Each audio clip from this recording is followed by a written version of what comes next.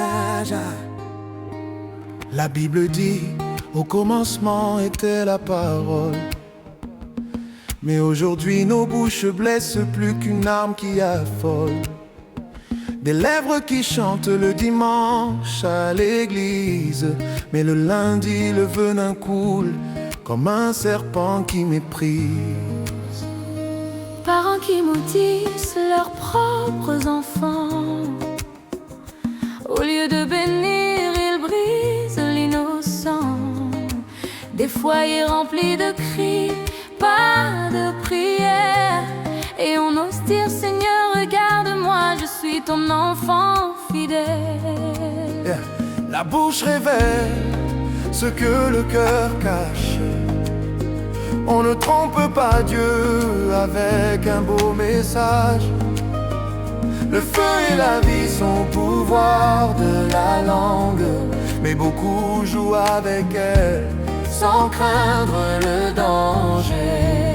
Oh Seigneur, purifie nos bouches, car de nos lèvres sort la vie ou la mort. On se dit fils et filles de Dieu, mais nos paroles ressemblent à un serpent dehors. Comment aimer Dieu qu'on ne voit pas, si on détruit l'homme qu'on voit chaque jour? Réveille l'église du temps de la fin, que notre langage reflète enfin ton amour. Des amoureux qui se disent je t'aime, mais s'insultent dès que la colère les entraîne.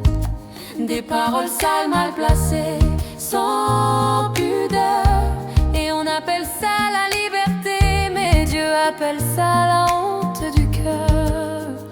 Les réseaux pleins de moqueries et de haine, même chez ceux qui prêchent la sainteté en semaine.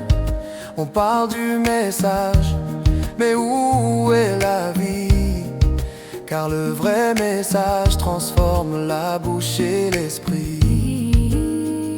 Ce n'est pas le parler en langue qui sauve, mais une langue soumise, lavée qui s'éprouve au temps de la fin. Dieu restaure l'épouse, pas seulement l'apparence, mais aussi la bouche. Oh Seigneur, purifie nos bouches, car de nos lèvres sort la vie ou la mort. On se dit fils et filles de Dieu, mais nos paroles ressemblent à un serpent dehors. Comment aimer Dieu qu'on ne voit pas, si on détruit l'homme qu'on voit chaque jour?